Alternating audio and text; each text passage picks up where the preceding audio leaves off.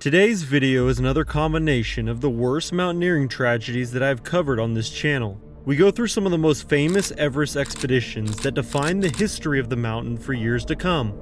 Hit that like and subscribe button. And as always, viewer discretion is advised.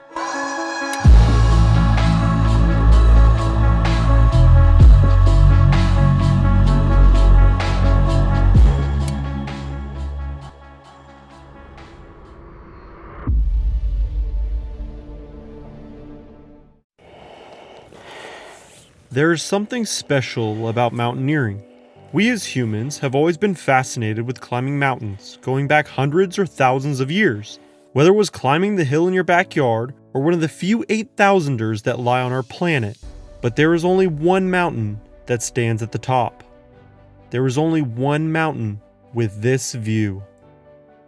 But what is it that drives us to climb the king of all mountains, Mount Everest? The sense of accomplishment or acclamation that may come with summiting the 8,848.9 meter behemoth. Or maybe it's the self-worth and the ability to show others that you can do something that seemed impossible. If you ask somebody in 2022, it may simply be because it is on their bucket list, reflected by the amount of less experienced climbers reaching the summit by simply following the guides and Sherpas in front of them. But above all else, I believe George Mallory, one of the mountain's pioneers, said it best when asked why he wanted to reach the summit of Everest.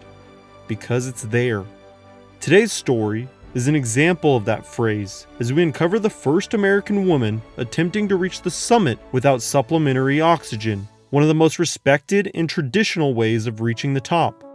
This is the story of Sleeping Beauty. Standing at 8,848.9 meters, or for my Americans, 29,032 feet, Mount Everest is the tallest mountain above sea level on our planet. Although technically Mount Everest is not the tallest from base to peak, that award would go to Mauna Kea. It is the highest point above sea level, which warrants the hundreds of climbers every year itching to get a permit from either Nepal or China, as the mountain lies on the border of the two countries. This was exactly what climbers Francis and Sergei Arsenyev would do in 1998 as they would prepare for the colder north face of the mountain. Francis, or known by her friends as Frankie, was trying to become the first American woman to reach the summit of Everest without the use of supplementary oxygen. Her husband Sergei had summited the mountain once before, while this would be Frankie's first go at it. Although Francis was not a professional climber, her husband Sergei certainly was, and Sergei was given the name the Snow Leopard in his native country Russia, where he had scaled 5 of the highest peaks in his home. Francis was still a capable climber, who had developed an interest for the sport at a young age and had climbed most of the tallest mountains in the US, even reaching the summit of Denali with Sergei. But after all the accomplishments, the 40-year-old American was known to others as a caring mother, who always shared stories of her 11-year-old son Paul while sitting around a camp talking with other climbers. Francis felt like she had to reach the summit, and no moment would signify this more than when her son had a dream of 2 climbers trapped in a sea of whiteness, just days before his mom would leave to begin her trip to Everest. When he pleaded with her to not climb the mountain, she insisted it was just a dream, and that she had to do this. When the couple reached the base camp of Everest in May of 1998, the weather was poor to say the least. In fact, pretty much the entire time they spent climbing or in camp, there was bad weather, except for small windows. The couple would be climbing with just the 2 of them, and no Sherpas or guides up the mountain. For experienced climbers, this was normal, but still difficult, as this was exactly how one would etch their names as legendary climbers among all circles. They would start their climb on May 17th up the north face and reach North Col just above 7,000 meters. This was a sharp-edged ridge that was formed by the East Rongbuk Glacier. Then the following day, they would reach 7,700 meters. May 18th was the perfect day to summit, and 21 other climbers would reach the top of Everest from the north just ahead of the couple. They would occasionally catch glimpses of small colorful dots climbing the final ridge, further motivating the couple. The weather was still great the following day, where Sergei and Francis would reach Camp 6, the highest camp on the mountain, which just so happens to lie at 8,203 meters, well within the death zone. The death zone is above 8,000 meters and gets its name because of the lack of oxygen in the air, making it more difficult to climb or even perform simple tasks. It is recommended to spend as little time as possible in the death zone, as it only increases your risk of death the longer you breathe the air and remain exposed to the elements, hence the name. So it was no surprise that Sergei would radio down to other climbers that Francis and himself had reached Camp 6 and were in good shape, but more importantly, they were planning on making a push for the summit the following day. But when making that final push, climbers would have to start their morning early and in the dark. Most of the time, this was between 1 to 3 a.m., and this was because of the 2 o'clock rule. If you were to reach the summit before 2 p.m., you had plenty of time to descend safely to camp. But if you could not reach the summit before 2 p.m., it was recommended to turn around, as any later in the day would leave you exposed on the mountain with the sun setting, a scenario that you wouldn't wish on your worst enemy. So on May 20th, Sergei and Francis would leave Camp 6 at 1 a.m. The weather wasn't great, but it wasn't bad enough to raise any alarms. Everything was going smoothly up until the duo reached the 3 steps of Everest. The 3 steps on the North Ridge are the most difficult section for a climber in the death zone, each with their own challenges. They are predominantly rocky steps that are difficult even for experienced climbers, and many climbers have died on these steps, including the famous green boots that would lay under the first step for years as a reminder of the danger. So when Francis and Sergei's headlamp stopped working just before reaching the first step, they had no choice but to turn around, as navigating the rocks during the darkness of morning was a death sentence. May 21st didn't come with much better luck, as the weather had turned for the worse, and while Francis and Sergei attempted to make it out of camp, they were only able to ascend 50 to 100 meters before being forced to turn around and take shelter. This would be the second night that they were forced to stay in the death zone. On the third day, the weather finally subsided, and Francis and Sergei knew that this would be their final chance to make a summit push, as they were feeling the effects of the death zone. They moved slower than usual up the north face, but they were progressing. It wasn't until late afternoon, past 2 p.m., that the duo were on the final stretch, and at base camp below, climbers watched through a telescope as the pair made their way up the mountain.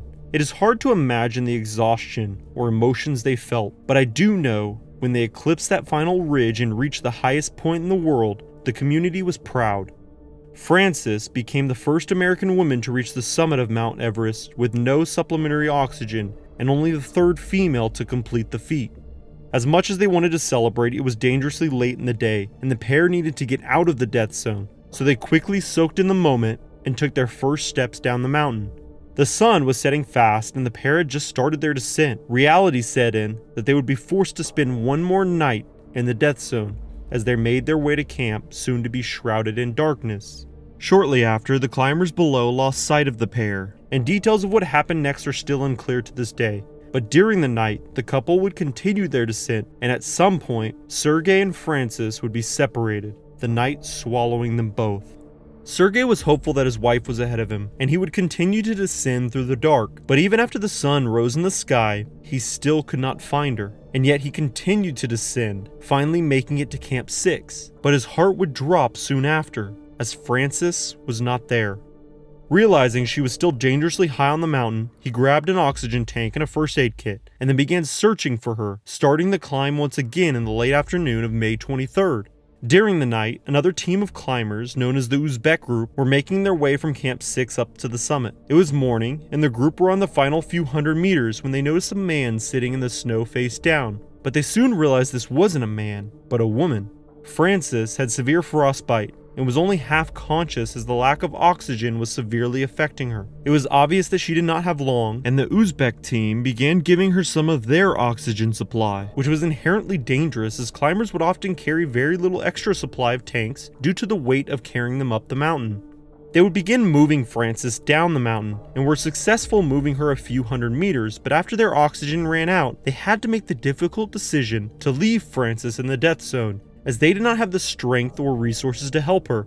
It was during their descent to Camp 6 that they would see a man climbing up the mountain solo. This would be the last time that anyone would ever see Sergei alive. On May 24th, another group of climbers, Kathy O'Dowd and Ian Woodall, successful mountaineers in their own right, would be making their summit attempt. But like the team before them, in the early hours of the morning, they would be stopped by a climber laying in the snow just off the path. Kathy and Ian came across Frances where the Uzbek team had left her the night before, and their original thought was that she was dead. While unsettling, this wasn't uncommon on Everest or even other dangerous mountains. It was almost accepted as being a part of climbing. But suddenly the body twitched. Kathy and Ian were shocked, realizing that this climber was still alive. They reached down to help the poor climber, but as soon as they rolled over her body, Kathy immediately recognized Frances, as they had shared a cup of tea together in base camp. Kathy couldn't help but feel sorry for her, but also knew there was little that she could do. Ian would attempt to lift Frances, as they knew the only way she had a chance was to carry her down the mountain, but her body was bent over backwards. It was obvious that someone had tied her to a nearby rock so that she would not slip down the mountain. Frances felt a strong burning sensation across her body due to the severe case of frostbite, and was trying to take off her gloves and jacket. She also spoke a few words to Ian and Kathy, making them think that she had a chance. And finally, they found an ice axe and rope belonging to Sergei close by, but there was no sign of the Russian. So in an attempt to save her life, Ian wrapped his arms around her purple snow jacket and lifted with every ounce of strength. He lifted her body to his knees and pleaded that Frances help take some weight off in some way, but it was no use. Frances didn't know what was going on. After an hour of attempting to help Frances, Ian and Kathy had to make a decision. Would they leave Frances and push for the summit, descend the mountain, or stay with her till the end? The last option was off the table. Because of the weather, if they were to stay with Frances, they too would start to freeze, as the only way to keep heat in your body that high on the mountain was physical activity or shelter. It was one of the hardest decisions of her life, but Kathy and Ian would have to leave Frances and would start the descent down the mountain. Kathy would claim that she just couldn't mentally continue with the climb, and thus Frances would spend her final hours on the slope before she passed on her 5th day in the death zone. Sergei's body would be found in 1999, the year after their deaths. At some point, while looking or helping his wife, he had stumbled and fallen down the mountain. Frances's body would remain just under the first step of the north face, just off the path. She would be nicknamed the Sleeping Beauty of Everest, as climbers would pass her for years on their way to the summit. She lay there, her body unable to decompose because of the cold, her skin white, and her eyes closed, like she would wake up at any moment to continue climbing down the mountain. After 9 years of climbers passing her, Ian Woodall, one of the last 2 people to see Frances alive, would put together a team whose goal was to put Frances to rest and remove her from the watching eyes of climbers. Ian was in his 50s and had waited for years for some news that Frances's body had been moved, but that news never came. And finally, he felt the duty upon himself to take action. Ian's words would describe what he felt best. "We may not be the best person for the job, but we may be the only person for the job." And when asked why he wanted to go back to Everest at his age, he simply said, "Because she is there."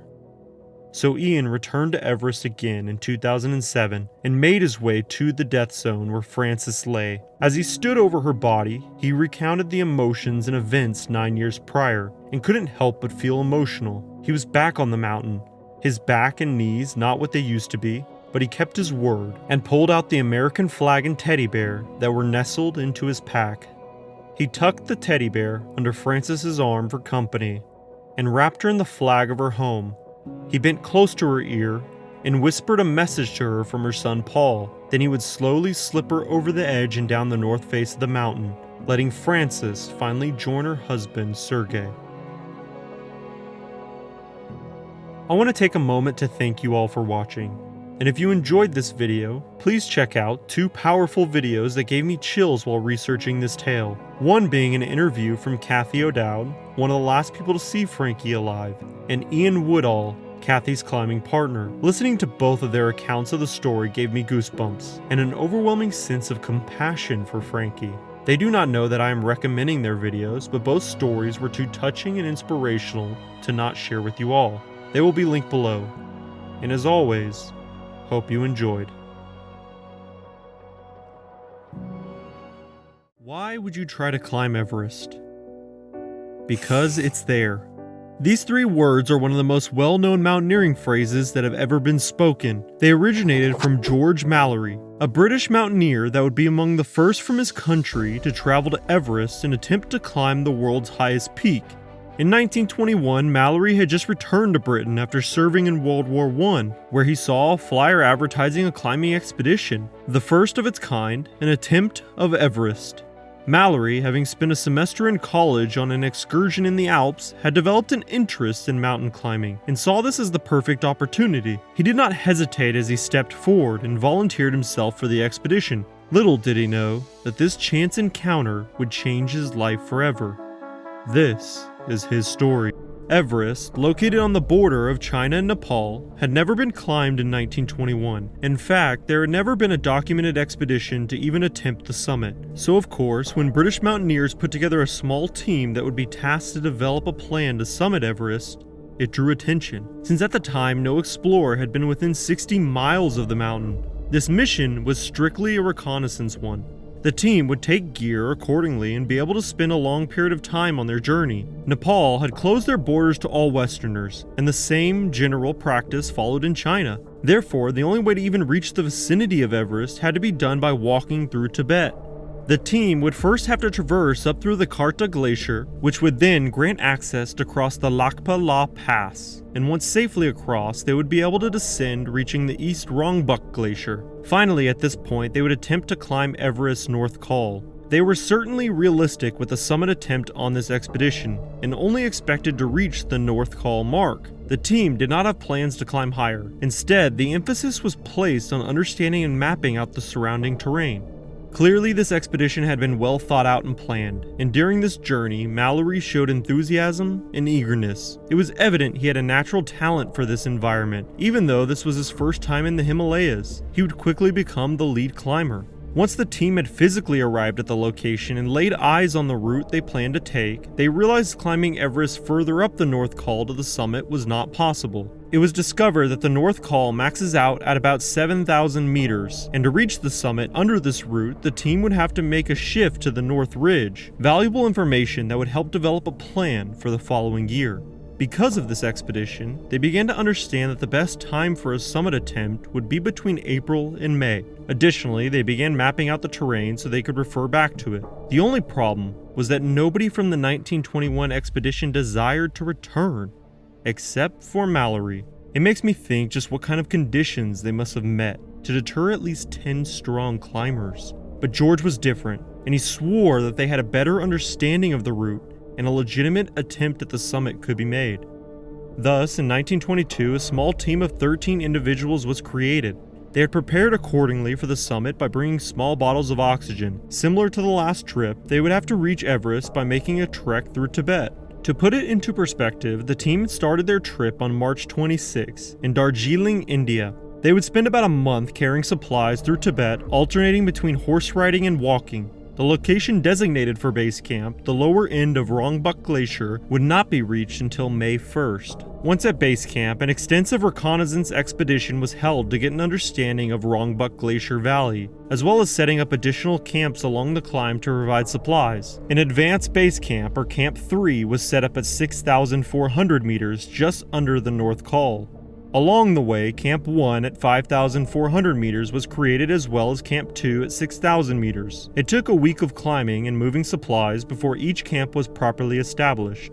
There would be a push to set up Camp 4 at 7,000 meters, but doing so took a heavy toll on the team. Most members at this point were overworked and left exhausted, as much were used to hard work, but not so much the Himalayan climate. And to make matters worse, some of the team began to get sick, which quickly spread, leaving only 5 healthy climbers able to continue. Of course, as you can guess, the situation did not deter Mallory in the slightest. And on May 19th, Mallory and 3 other climbers, named Somerville, Norton, and Morshed, would all set out from Camp 3 to attempt the summit. They made quick work of the mountain, and by 1 p.m. had made it past the North Col. The following day started early, as enthusiasm was high, and each climber was very excited to continue, as the anticipation of a new discovery was hard to contain. The team rushed to start their climb, but would still be delayed starting at 7 a.m. Today, the temperature was slightly colder than yesterday, and the weather became more cloudy, which caused long-range visibility to be non-existent. Their climb at this point was unknown to the group, as they had to create their own footpath through the heavy snow, and despite the enthusiasm, the conditions slowed the group down. They managed to make it to the 7,600 meter mark, which is actually a common distance to travel in one day even for today's standards. But to the team it was a disappointment, as they had set a goal of 8,200 meters. May 21st would not be any easier. A careless mistake caused a critical bag of food to fall down the mountain early in the morning, leaving a sour taste in all of the climbers' mouths. Morshed was too tired to continue, so he began to descend alone. Mallory, Somerville, and Norton all continued climbing along the North Ridge. Almost at the upper northeast ridge, a slight snowfall had begun, causing visibility to worsen by the hour, especially at high altitudes. All members of the team had packed heavy coats, but these conditions were unfamiliar, especially to British mountaineers. As the days passed, cracks began to develop in the mental fortitude of the British team. They would turn back due to the conditions and supplies, but it was still an accomplishment. Disaster almost struck when Mallory and his team were descending. They were crossing a traverse in the dark when a climber began to fall, and in a panic, Mallory dug his axe deep into the ice, preventing the fall. The stars provided some visibility in the dark sky, but it was clearly an extremely close call, one that would not easily be forgotten. Once the team stabilized, all was fine and they continued their descent, which would be followed up by 2 other summit attempts. Neither one was successful. Mallory and the British team would again experience the dangers of Everest, and on the 3rd summit attempt, a small avalanche caused by Mallory would bury the British climbers. All of them would be fine, but the avalanche did kill 7 porters. A tragedy that would mark the end of the 1922 expedition and one of the earliest documented incidents of climbers losing their lives on Everest. In preparation for the next expedition, the avalanche was fresh on everyone's minds, and they certainly did not want to face another disaster, so the preparations took a bit longer than the previous 2 years.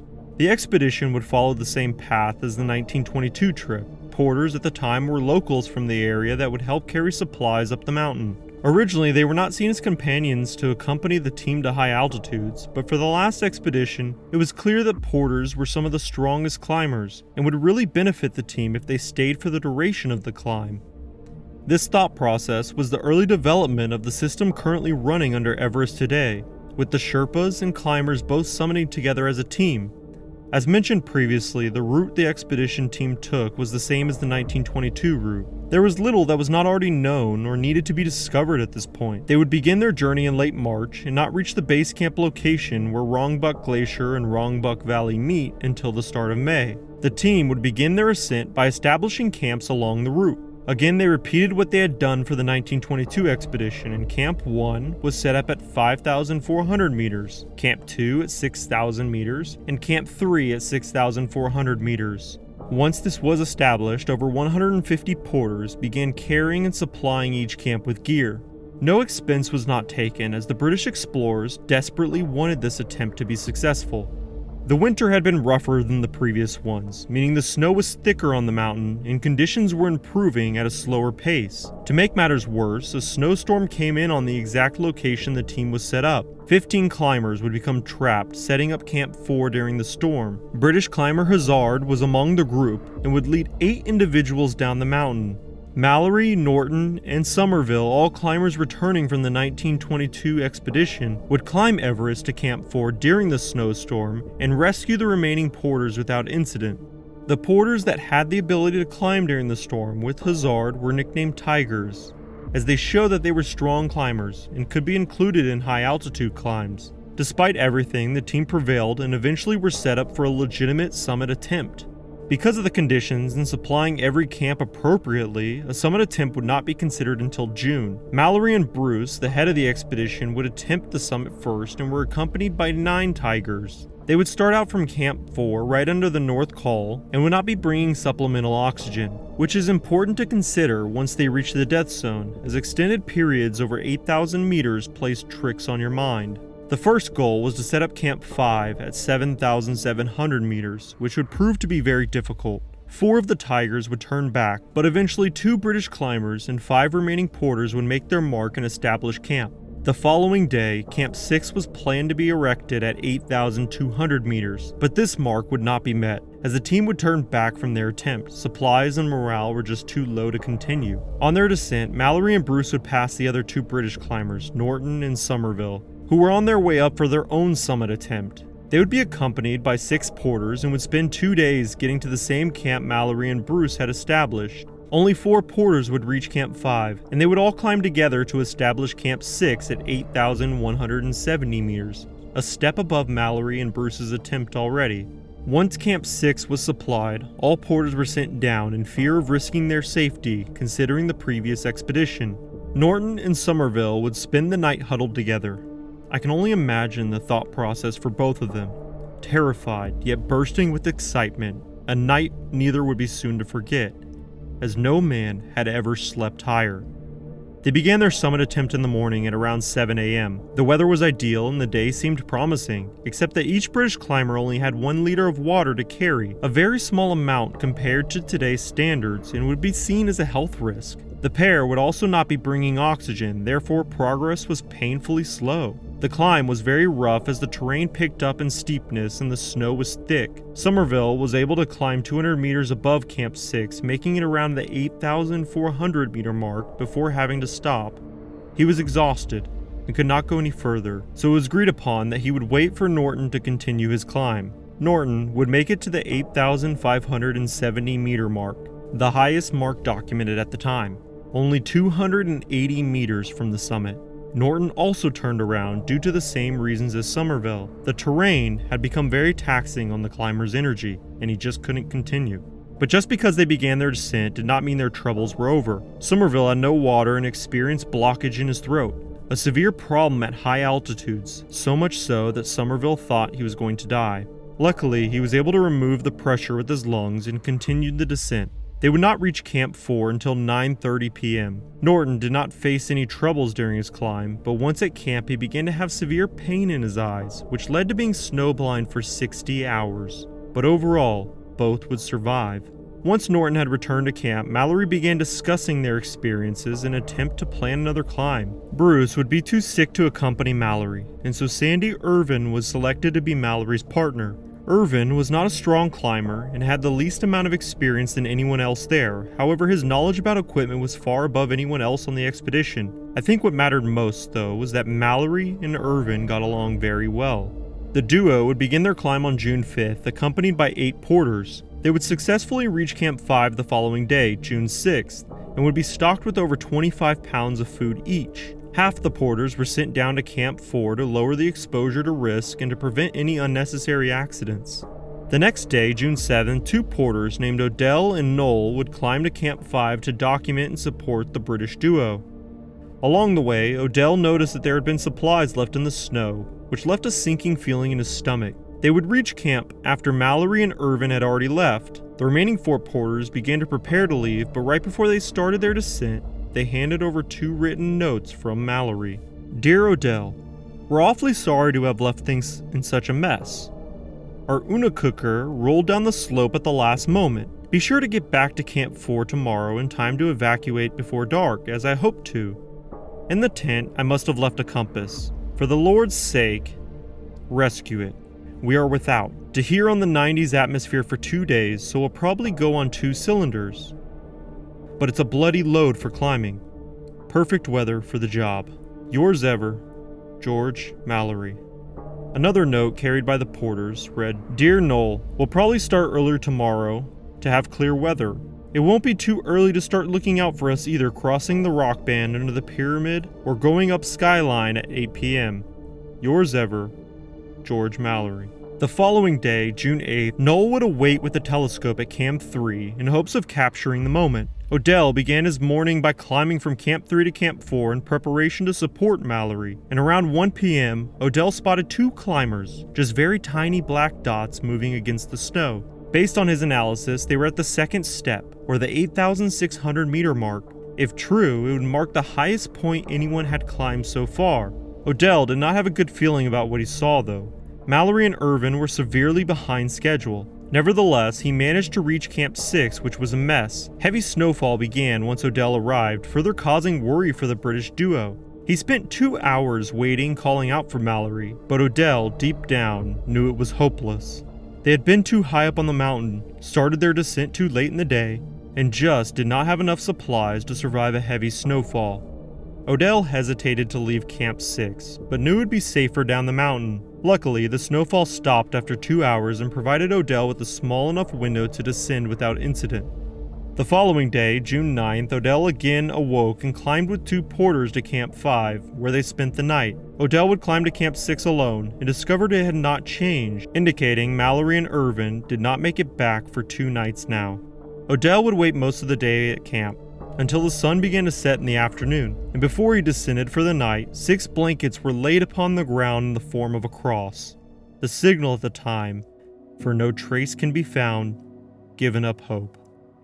On June 11th, the expedition ended. A successful summit was not documented, admittedly with a cloud of controversy. To this day, there is still a debate on if Mallory and Irvin were the first two people to ever summit Everest. Based on their locations last seen and the climber Mallory was, Odell and Norton fully believed that they had reached the summit. And over the years, there have been multiple expeditions to try and uncover some of the missing details of what happened to Mallory. In 1933, Irvin's ice axe was found laying on a flat piece of terrain near the first step, 8,610 meters. This was a little bit strange because the location was not one that either climber would stop and unload gear. Therefore, the consideration is that Irvin had to have dropped it, whether in an accident or needed both hands for a separate task. In 1991 and 1999, there were sets of very old oxygen bottles found at the first step. It was determined that these bottles did belong to Mallory and Irvin and further solidified the location Odell spotted them at from below. Lastly, and maybe the most telling piece of evidence, was Mallory's body found in 1999. It was evident he had experienced a fall, as one of his legs was broken, there was a large lump on his forehead, and his waist showed significant rope pulls. But perhaps one of the most interesting facts is that Mallory carried a picture of his wife with him at all times. It was severely tucked away, and the plan was for him to place that picture on the summit of Everest. That picture was not with Mallory's body, and perhaps the only remaining piece of evidence to this day that still may hold the truth is Mallory's camera. It was never found and may still be lying in the snow somewhere. Irvin's body to this day has still not been found. There's a very interesting theory that China secretly removed Irvin's body, along with the camera, so that their expedition in the 1960s was credited with the first successful summit. The reason for this was because a journalist originally leaked that a British climber's body had been found during their expedition, but this statement was retracted by the Chinese government. Additionally, multiple sources over the years have begun coming forward and claim that China removed a body from the summit of Everest and have secretly hid evidence. Mark Sennett touches on the theory and even names references in his book titled The Third Pole: Mystery, Obsession, and Death on Mount Everest. Please do your own research and determine what you think about it yourself. The 1921, 1922, and 1924 British expeditions to Everest were the earliest documented attempts to summit the world's highest peak, proving to be one of the most influential moments in the mountaineering community to this day. A story that embodies the human desire to discover the unknown, to experience something for the first time, and to ultimately have their names go down in history.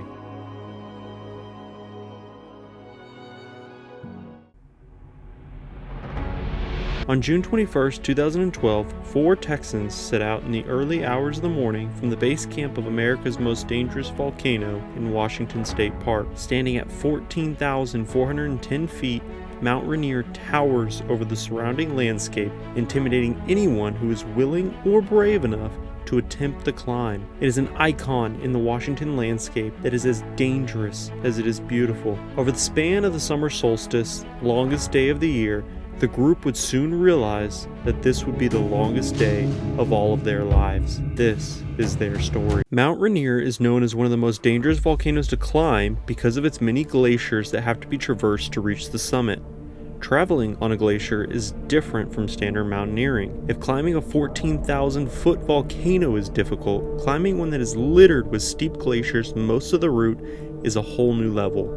It adds a layer of detail to safety, as one wrong step could mean the end of several lives. You see, glaciers are a giant mass of slow-moving ice. This means at any point, there could be large pieces of falling ice on its way to wipe out climbers. And of course, if looking up was not enough, there was always the danger below.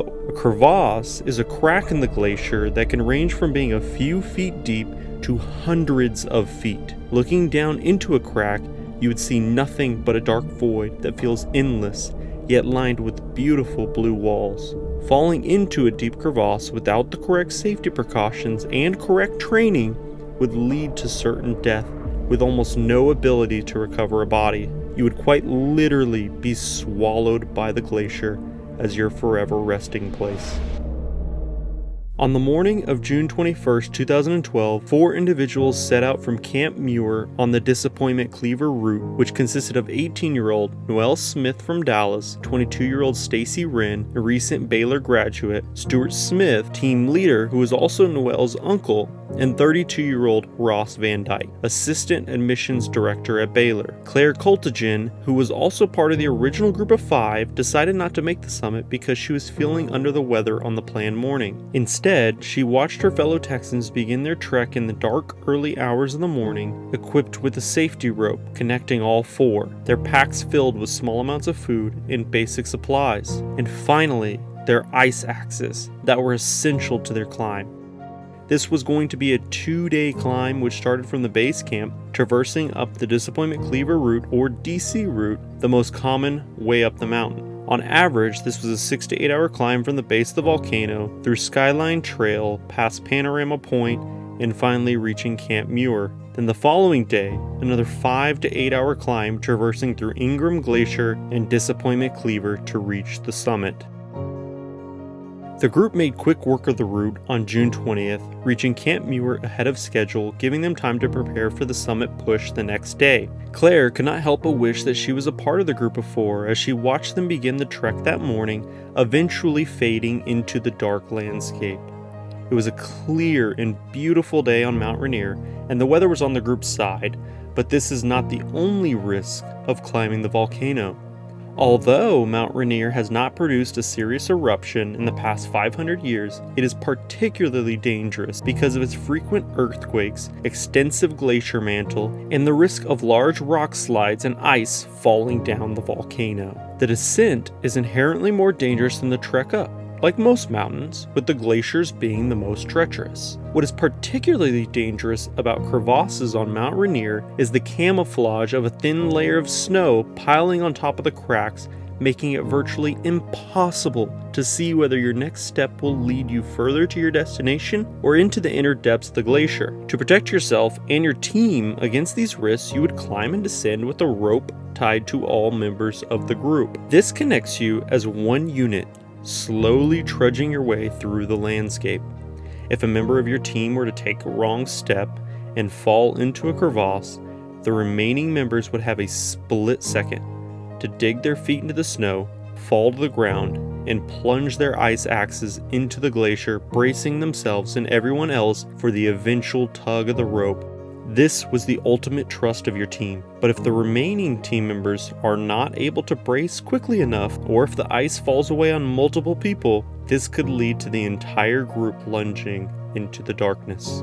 Still knowing all of these risks, the group was determined to climb the volcano, particularly Ross Van Dyke, who had spent 2 years preparing for the summit and was leading the group on the morning of June 21st. The group slowly progressed up the mountain, eventually reaching the summit at 10:30 a.m. They all exchanged high fives while they smiled ear to ear and extended their arms out as if they could touch the entire world. They had climbed for 6 hours, single file through the darkness of the morning, and this moment made it all worth it. This would be some of the greatest accomplishments to this point in their lives. Unknowingly, later in the day would be one of the worst moments of their lives. They spent the next few minutes basking in the clear blue sky with the sun beating down on their teary eyes. They ate candy bars, they took a swig of water, and as they looked out for 100 miles, they realized it was time to go.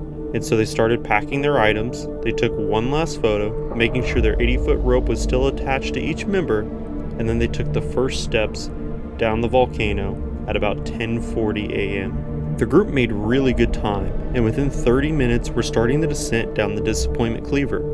They knew that this would be the most dangerous part of the route, and led by Van Dyke, they gingerly took one step at a time as they watched from above for falling ice and below for hitting crevasses. They were tied together by a thin lifeline that was a live together, died together type of bond. Stacy Wren was bringing up the rear of the group. Their breaths were short at the high altitude and their nerves were on edge, one step after the other, their minds only thinking about the next. The group suddenly heard a sharp scream and the sound of a body sliding on ice. Van Dyke immediately jumped forward to the ground, plunging his axe as hard as he could into the ice, but it did not hold. Instead, the rope tightened around his body quickly, and with the weight of 3 others draining on him, his axe slipped, cutting his lip in the process. They slowly began to slide down the mountain. He did not know what had happened, but as he uncontrollably slid down the mountain like a rag doll, he was sure of one thing: he was going to die. There were no thoughts, only darkness. It took only seconds for security to turn into chaos. Unfortunately, Stacy had taken a misstep, and her crampons or spikes in her climbing boots called teeth did not take hold of the slope. She began to slip, her body twisted, and quickly started falling down the mountain, drowning out her screams. After Van Dyke's failed attempt to stop the group, reality set in. They were sliding out of control down rock-hard ice. Stacy began to feel at ease as she recalled, "I am coming home, Lord." Then, nothing. Stacy was the first to regain consciousness. She was laying on her back in the snow with her sunglasses still strapped to her head, smeared with blood from her ripped open nostril. She stuck her hand in her mouth, feeling each individual tooth, making sure she wasn't dreaming, and confirming she was alive all at once. Her watch and light had been ripped off her wrist. She couldn't hear a sound. It was an eerie feeling knowing you were on the face of the glacier. Senses were dull, yet she was alive. She looked around and noticed under her was the team leader, Stuart Smith. The rope they were all tied to had wrapped around his body. His face was down in the snow. His body was contorted at an angle that seemed unnatural. Stacy thought he was dead, yet she shouted at him over and over, pinching his skin in disbelief. Seconds felt like days, but eventually Stuart moaned. He was alive, barely hanging on. Van Dyke was not far from Stacy and Stuart, and as he regained consciousness, he immediately noticed the excruciating pain coming from his lower body. His leg was broken, but he heard Stacy shouting over his right shoulder at Stuart above him. The three of them were still tied together, but there was no sign of the youngest member of the group, Noel. They quickly recognized the situation they were in and the danger they still faced as they were stopped in the middle of a slope on the glacier that have normally never would have stopped their fall. Unsure of what had saved them all from tumbling down the Empire State Building-sized slope, they all realized it could have been much, much worse. Stacy slowly began to crawl her way up the slope, following the rope using her hands and fingernails as her ice axe was lost. After climbing a few feet, she noticed the rope had a sharp cutoff down and suddenly realized the unmistakable crack that led its way into a crevasse. Hanging upside down in the endless dark void on the side of the glacier was Noel, meaning the only reason the group came to a stop on that slope was pure luck, as Noel had fallen into the crevasse during their tumble. Noel screamed, a horrible, blood-curdling sound. Her nose was broken. She had fractured her skull and vertebrae along with dislocating her hip. She thrashed in the air, upside down, disoriented, and the harness inched lower and lower down her body. At this point, she was going into shock, and Stacy knew that she did not have long. While this was going on, Van Dyke had pulled out his iPhone that was thankfully still working. Using one leg and an ice axe as a crutch, he began moving up the slope looking for a signal. It wasn't long before he found one bar and was able to dial 911. Van Dyke was immediately told help was already on the way. Claire, who had remained at the base camp that day, was watching through binoculars and saw the entire fall down the glacier take place. She had immediately notified Mountain Rescue, who mobilized in minutes and began the trek to the group. Although they were quick to begin, it would still take hours to reach the group, as they were above 10,000 feet. At this point, hypothermia was a severe risk, as the group was stationary and temperatures were dropping. It was 12:43 p.m., which meant if the rescue team could not reach them quickly, it would mean certain death, as the group did not have supplies to last the night. The first to reach the Texans was another climber on the mountain that had witnessed the fall, Peter Ramos. Luckily, he had an extra rope and got to work right away, leaning over the crevasse and working on securing Noel. Shortly after, he began pulling her up out of the endless void, back into the shining sunlight. Meanwhile, David Bolger, an Army rescue pilot who was scheduled for deployment to Afghanistan, along with a few park rangers and medics, hopped into a Chinook helicopter to attempt to rescue. They swooped in above the group at 3:13 p.m., more than 2 hours after Van Dyke's 911 call. There was a danger flying a helicopter at this altitude, not only because of the thin air, but because of the nature of the slope. The massive rotors were spitting up snow and ice in every direction, called rotor wash. No matter the risk, the ranger that slid down the cable onto the slope was 33-year-old Nick Hall, an ex-Marine sergeant and member of the elite mountain rescue team. As soon as his boots hit the ice, he began moving in between each of the climbers, checking on them and getting them ready for an evacuation. Ramos had lifted Noelle out of the crevasse, and being the most severely injured, she was the first to be assessed and then wrapped in a sleeping bag type harness that would be connected to the dangling cable from the chinook. She was lifted without incident. In fact, everything to this point was going smoothly, and Nick was in his zone, working at the highest level. As the cable was lowered down for the second member to be lifted, Nick was standing on the slope, untethered to anyone. He reached out and grabbed it. He was preparing the cable when he was struck by a gust of wind and the rotor wash coming from the helicopter at the exact same moment. It was a perfect display of nature, and nobody could have predicted it, but it was this very moment when Hall slipped, and there was no crevasse or rope to stop his fall. Ramos remembers laying his body over Stuart Smith, trying to protect him from the snow and ice coming from the rotors, when he felt a large thump on his back, as if someone had landed on him from above. As soon as he felt it, it was gone in an instant, and all went quiet as the helicopter quickly veered away from the mountain. Hall was gone. It was 5:01 p.m. when an unsteady voice came on the radio asking Nick, are you there? But there was no answer. Unfortunately, Nick Hall tumbled backwards, head over heels, down the mountain, and ultimately to his death. Those above watched in horror as their friend fought every inch, trying to dig his axe into the snow and find a way to stop his fall at any point, until his body had picked up too much speed and he spun repeatedly, lost in the falling snow and ice. He never once gave up. Ramos would later say, "My body began to hurt as I thought of him falling and bouncing through the terrain like a rag doll. I could only hope he got knocked unconscious early in the fall." After another ranger hopped out of the helicopter to check Nick's body 3,000 feet lower than where the original rescue was taking place, they confirmed that he was gone. The helicopter was low on fuel, but there were 3 members still on the mountain that were in a dire situation. The sun was dropping fast, but it was the summer solstice, so there was still some light at 7:37 p.m. The captain decided to continue the rescue, and after pulling Van Dyke, then Stewart up, Stacy was the final member of the group on the mountain, alone with 2 rangers. As they began her rescue, the pilot became disoriented for a brief second, but because of the high altitudes, he lost control of the helicopter. During this second, the rotors tilted downwards, close to hitting Stacy and the park rangers, and at this point, he was called back, meaning Stacy, who had early stages of frostbite in her fingers and toes, would have to spend another night on the slope.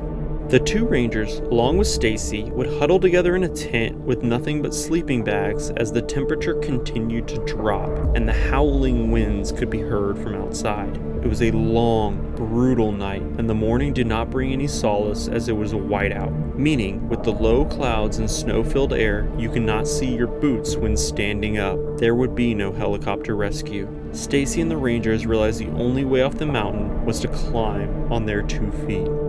Haunted by the images of Noelle hanging in the crevasse, Stacy trudged her way through waist-deep snow with her teeth chattering. All she wanted was the pain to end, and she begged the rangers to dig a hole for her to lay in and die. They convinced her to keep pushing, and Stacy reached deep to continue the trek. Her mind was on autopilot. Lift leg, find stable ground, repeat. Hours would go by, and she would take her final steps off the mountain. Stacy did not know while on the mountain, but the world was watching, and her family was waiting for her at the bottom. Her mom fell to her knees and began to sob as she saw her. Stacy stumbled into camp with barely the ability to bring tears to her eyes as she embraced her. She was exhausted. She had done the impossible. Days after the incident, when the weather had cleared, the rangers were able to recover Nick's body to allow his family and loved ones to put him to rest. Stacy, along with the 3 other members of the Texas group, would all make a full recovery. Years later, Stacy and Noelle would recount that they are no longer traumatized by that day, but instead give thanks to all the heroes that risked their life and Nick Hall, who gave the ultimate sacrifice. Van Dyke felt like he lost a piece of himself on that mountain. After the incident, he wrote a letter to Nick's family and apologized for everything, even though he did nothing wrong. How do you say thank you and I'm sorry at the same time? This incident was a reminder to all the dangers that lie on Mount Rainier and the risks that mountain rangers take on a daily basis. Without question or obligation, they risk their lives when others need their help. They are willing to pay the ultimate sacrifice in the hopes that no one will. R.I.P. to Nick, he gave his life doing what he loved to do. He saved 4 lives that day and will forever affect the generations of so many. He, along with all the other mountain rescuers, are the true heroes of this story. Anytime you fire up Google and type in the words Mount Everest, you are greeted with facts of the highest peak in the world, along with some incredible photos from the many success stories ranging back for over 65 years. But there is a darker side of the mountain, one that requires a little more digging, and even though I've covered some amazing stories and heartbreaking tragedies on this channel, there's one story that always seems to pop up. There is one story that, like the mountain itself, is always at the forefront. The most famous tragedy on the most famous mountain in the world. This is the story of Tsewang Paljor, or as many call him, Green Boots. By now, we all know the dangers of Mount Everest. Whether it's the height of the 29,032-foot mountain, the weather conditions, seracs and ice falls, avalanches, lack of oxygen in the death zone, well, you get the idea. If you want to know more about the mountain, I encourage you to watch my other Everest videos, as every story has their own set of challenges that highlight the many dangers of the peak. Every year, climbers from around the world flock to Everest in an attempt to reach the world's highest point, and every year, some of those climbers never make it off the mountain. Some years have very few tragedies, while others have many. Then there are very few years that stand out among the rest. In 1996, a 4-man team from India traveled to the base camp of Everest with the intent to climb up the north face of the mountain. One of these men was a 28-year-old Indo-Tibetan border police named Tsewang Paljor. Paljor, after completing 10th grade, had dropped out of school to help provide for his struggling family, and they were overjoyed when the middle child, who had 5 siblings, was accepted into the ITBP. The men that serve in the ITBP specialize in high-altitude landscapes, as it was a necessity for India since their border with China stretches across the Himalayas. Paljor stood out as an excellent climber, and it was no surprise that when a secret mission was rolled out, Paljor was an easy candidate. The mission was to summit the world's highest peak from the colder and windier north side of the mountain, becoming the first Indians to ever do so. Paljor would not tell his mother of the mission, but after sharing with some friends, word would reach her. She pleaded with him not to go, but he told her that he had to. He thought if he could summit Everest, it would bring benefits to his family. Finley, the younger brother of Paljor, was a monk, and just days before Paljor left for the mountain, he would join his brother for a prayer. Finley stated that Paljor was excited while saying goodbye, and above all else he was ready, but Finley would be the last of his family to see Paljor alive. Paljor would be joined by fellow climbers Subedar Tsewang Smanla, Dorje Morup, and Commander Mohinder Singh, who would lead the team. They would fly into Tibet in April 1996 and begin the roughly 2-week walk to the base camp of Everest. Travel went smoothly as this was not their first rodeo and the team made it to base camp with relative ease. They had a large tent they all shared. In fact, it was open to all climbers and they would often have other groups stopping by to share a cup of tea, showing the respect and character the ITBP team had. Their goal was the North Col route up the mountain, which would begin with the trip from base camp to advanced base camp at 21,300 feet, then reaching Camp 4 on the North Col at roughly 23,100 feet. Then it would be a steep climb up the North Ridge to Camp 5 at 25,600 feet, and finally Camp 6 at 27,200 feet, or 8,230 meters, which is well within the death zone. The death zone being above 8,000 meters on any mountain, where the oxygen is a third of what it would be at sea level. This typically equates to exerting most of one's energy simply to breathe, much less climb. This is why climbers tend to move slower up the mountain the higher the altitude. And finally, it's important to note the 2 o'clock rule of Everest. It is one of the most serious rules of the mountain and should be followed as if it was part of the 10 commandments of climbing the world's highest peak. It simply means that on summit day, if a climber is unable to reach the summit by 2 p.m., then they should turn around. Reaching the top after 2 p.m. would mean descending in the dark through the death zone, where one wrong step could mean the end. Of course, the ITBP knew all these rules plus more when they started their climb in May, and they made quick work the first few days, making it all the way to Camp 6 on May 9th. They were already in the death zone, yet all four still felt strong. They were slightly exhausted from the events of the previous weeks, but they were running on adrenaline as they slept just under the summit. Their plan, like most summit days, was to set out from camp at 3:30 a.m. so that they could reach the summit well before 2 p.m. and descend back to Camp 6 before the sun set. The weather had been calm to this point. It was strangely eerie. In fact, it was almost as if it was the calm before the storm. May 9th would be the final day the team could enjoy together. The issues would begin on May 10th as the winds would pick up during the night, meaning it would slow the climbers down in the morning. Then 3:30 a.m. came, but there was no movement at all. Then 4:30, 5:30, and still quiet. The team simply overslept, and combined with the winds, their leader Singh knew that the summit attempt would not be safe on May 10th, as the group did not leave Camp 6 until 8 a.m., which meant if they tried to summit, it would be well past 2 p.m. So instead, he instructed his team that they were going to fix the ropes higher up on the mountain so that they could attempt a summit tomorrow with less work. So the men set out from camp on their way up towards the 3 steps of Everest's north face, checking and replacing the rope as they climbed. The 3 steps are by far the hardest challenge of the death zone. Each step is made up of large rocks and boulders, combined with ice, where climbers have to go over or around small pathways to traverse them. At a normal altitude, any fit climber can make quick work of the steps, but in the death zone, everything is slower, and the lack of oxygen makes it difficult to traverse them. By 2:30 in the afternoon, the team had made significant progress, but Singh knew that it was time to turn around no matter where they were on the mountain. The winds had picked up even more and raged around the 4 men, yet Singh had fallen behind the other 3 climbers, and when he signaled for their attention to turn around, they didn't listen. To this day, Singh doesn't know if they ignored him or simply did not see him, but the frostbitten leader had no choice as he knew he could not survive a night without shelter, so he turned around and started making his way back to Camp 6 by himself. It was 30 minutes later at 3 p.m. that Singh heard the walkie sputter to life. He quickly grabbed it as he was grasping for any news. The last 30 minutes of climbing had been hell. He listened and heard Smanla's voice over the walkie. "Sir, we are heading towards the summit."